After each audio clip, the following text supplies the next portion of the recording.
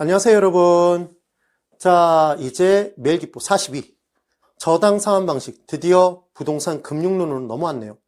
부동산 금융론의 내용도 굉장히 중요하다는 말씀을 드렸습니다. 특히나 지금 푸는 저당 상환 방식은 거의 매년 시험에 나오고 있는 부분이에요. 1번.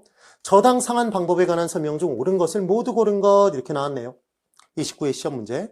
단, 대출 금액과 기타 대출 조건은 동일하다. 이 내용은 똑같이 나오기 때문에 이 부분 문제가 나왔을 때 열심히 읽어볼 필요가 없어요. 기업부터 바로 들어가서 문제를 푸시는 거예요. 기업. 원금균등 상환 방식의 경우에는 매기간에 상환하는 원리금 상환액과 대출 잔액이 점차적으로 감소한다 이렇게 돼 있네요. 내용을 보면 이런 거죠. 원금균등 상환 방식에서 제일 먼저 우리가 해봐야 될 일은 원금균등 상환액을 계산하는 겁니다. 그럼 원금균등 상환액을 계산하는 방법은 대출원금을 대출 횟수로 나누면 된다? 대출 기간으로 나누면 되죠. 1억일 때 10번에 걸쳐서 나눈다 그러면 1000만 원이네요? 굉장히 쉬워요. 그게 대기였죠. 대출 금액을 기간으로 나누는 것. 그래요. 그런데 원금이 균등한데 잔금에 대한 이자는 점점 줄어드니까 원리금은 점점 줄어들어서 우리는 뭐라고 한다? 얘를 체감식이라고 했었습니다. 그리하여 매기간에 상환하는 원리금 상환액 감소하죠. 대출 잔액도 상환이 이루어짐에 따라 점차 감소해요. 원금을 균등하게 상환하니까 대출 기간의 반이 지나면 원금의 반이 상환되는 거다? 그렇죠. 기억은 지금 5네요. 그럼 기억이 없는 4번과 5번을 지우면 되고, 그 다음 니은 원리금 균등 상환 방식 딱 뜨면 반드시 뭘 준다? 저당 상수. 저당 상수를 곱하면 원리금 균등 상환액이 나온다는 얘기를 했습니다. 저당 상수가 눈을 씻고 찾아봐도 없다. 그럼 분명히 뭐가 있다? 저당 상수의 역수인 연금의 현재 가치 계수가 있죠. 걔로 나눠서 구하면 되더라. 그때 원리금 균등 상환 방식의 경우에 원금 플러스 이자가 있을 때 이 둘을 합친 원리금이 균등한 거잖아요. 원리금이. 그럼 잔금에 대한 이자는 상환이 계속 이루어짐에 따라 잔금이 주니까 잔금에 대한 이자는 점점 준다. 그럼에도 원리금이 균등하기 위해선 이자가, 잔금에 대한 이자가 줄어든 만큼 원금 상환액이 커져야 된다. 매기간. 그 얘기였습니다. 그래서 원리금 균등 상환 방식은 균등한 원리금과 불균등한 이자 점점 작아지니까 불균등한 원금 상환액으로 구성되어 있다. 점점 커지니까. 그 내용이네요. 그래서 원리금 균등 상환 방식의 경우에 매기간에 상환하는 원금 상환액이 점차적으로 감소가 아니라 증가하는 거네요. 니은이 틀려 있어요. 정말 꼭 정확하게 기억해 두셔야 됩니다.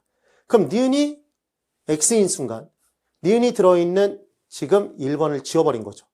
디귿, 점증, 체증 상환 방식의 경우에는 초기에 상환하는 금액이 작고 점점 갈수록 커지는 거예요. 그럼 초기에는 소득이 적은 젊은 층에 유리하다. 그래서 미래 소득이 증가될 것으로 예상되는 차입자에게 적합한 방법이었죠. 그때 초기에 상환하는 금액이 너무 작아서 지급해야 될 이자도 다 못 갚으면 못 갚은 이자가 잔금에 달라붙어서 잔금이 원금보다 더 커지는 부의 상환, 마이너스 상환이 발생할 수 있다. 체증식 상환 방법의 초기에 그 내용이 딱 기억나시면 되죠. 그래서 디귿은 5네요. 디귿이 5인 순간 디귿이 없는 3번을 또 지우죠. 2번이 답이네요. 그 다음 리을, 대출기간 만기까지 대출기간의 총 이자 수입의 크기 순 문제가 나오면 체증식은 증가 제일 크고 원금 균등 그게 체감식 감소니까 제일 작다. 뭐는 항상 중간, 원리금 균등 상환 방식은 항상 중간. 딱 한 번 크기순이 바뀐다. 상반되다. 그래서 상환 비율의 크기순, 상환액의 크기순만 바뀐다를 기억해 두시면 되는 거죠. 그리하여 대출기간의 총 이자 수입의 크기는 체증식이 제일 크고 원리금 균등, 원금 균등 상환 방식인데 원금 균등이 제일 크고 게다가 체증식이 중간이고 원리금 균등 상환 방식은 제일 작다고 얘기한 거잖아요. 문제 푸는 요령. 체증, 원리금 균등, 체감식일 때, 원금 균등일 때 뒤집혀져도 원리금 균등은 항상 중간이죠. 그래서 원리금 균등 상환 방식이 제일 크거나 제일 작다 그러면 걔는 볼 것도 없이 X예요. 얘가 맞는 문장이 되는 건 단 한 군데도 없습니다. 꼭 비교를 해두셔야 되죠. 그래서 기억하시는 건 체증식은 증가했으니까 제일 크고 체감식은 감소했으니까 제일 작다. 이게 원금 균등이죠. 원리금 균등은 항상 중간. 그래서 지금 답은 2번입니다. 2번. 다음 괄호에 들어갈 것으로 옳은 것을 골라보래요. A 방식이란 원리금 상환의 부담을 초기에는 적게 하는 대신 점차 그 부담액을 늘려가는 방법이래요. 그럼 점점 커지네요. 상환해야 될 금액이. 얘가 체증식 상환 방법이죠.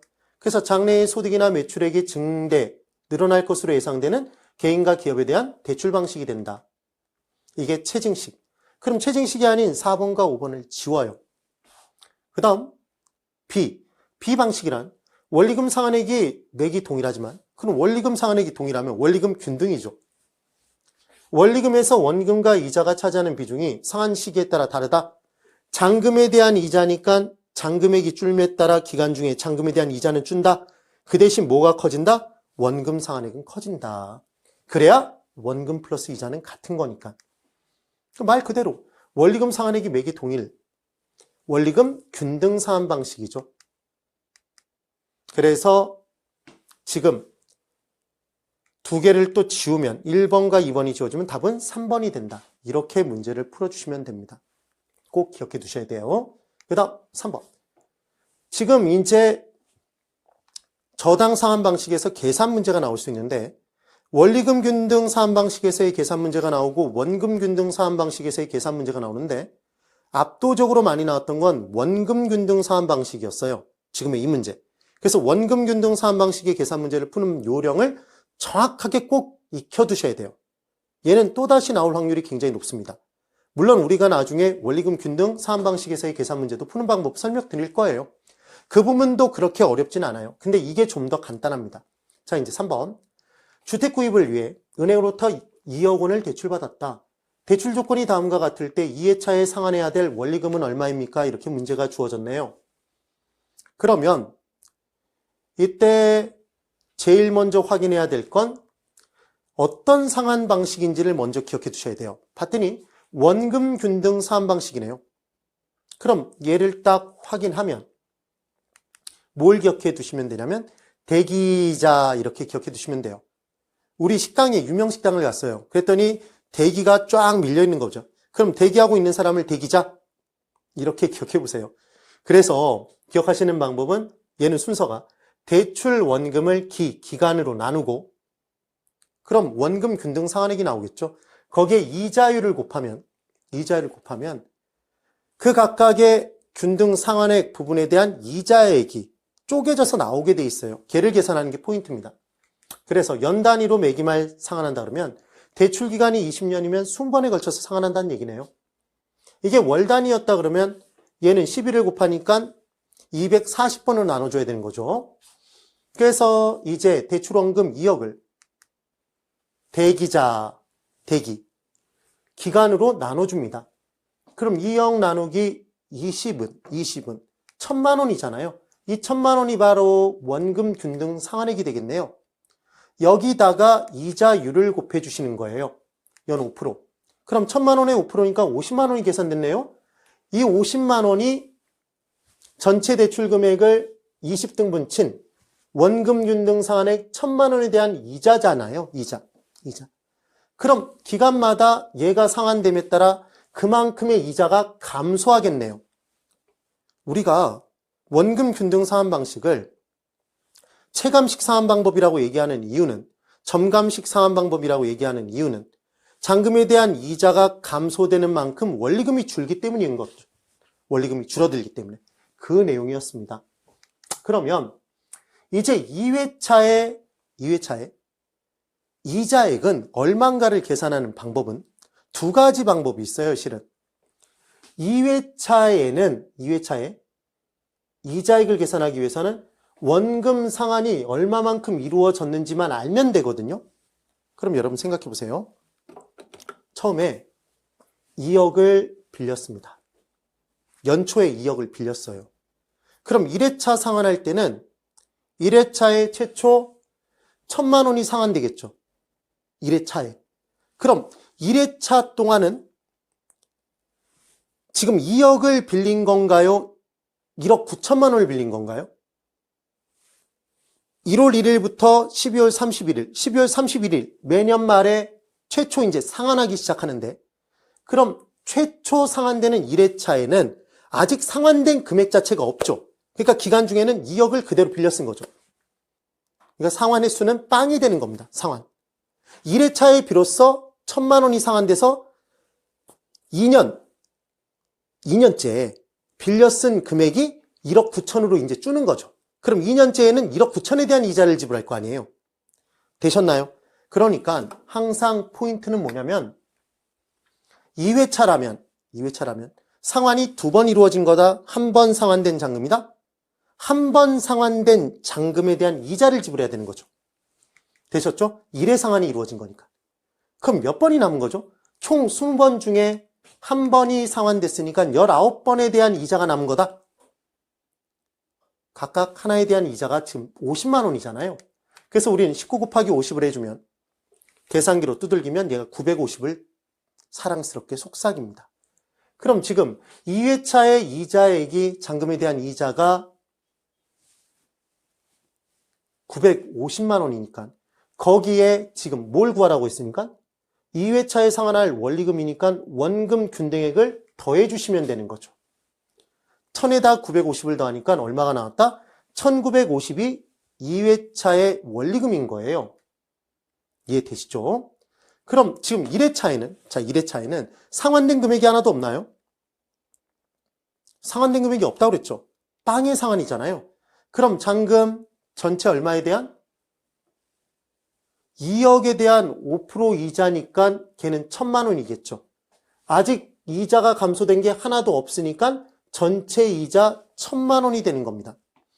아니면 얘가 빵의 상환이니까 20번이 남았네요. 20 곱하기 50, 1,000만 원.